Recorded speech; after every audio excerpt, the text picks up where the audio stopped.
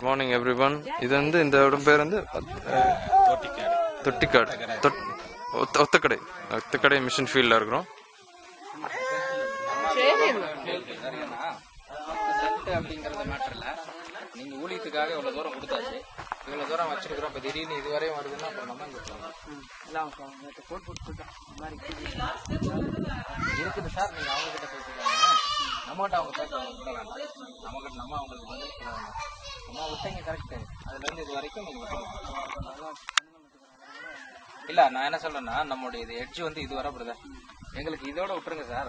ஏன்னா இது நாளையோ நாளைக்கு மெடிக்கல் சென்டர் கட்ட போறோம். இல்ல அந்த அம்மா கிட்டையும் சொல்லிடலாம். இல்ல அந்த அம்மா கிட்ட நம்ம சொல்லிடலாம்.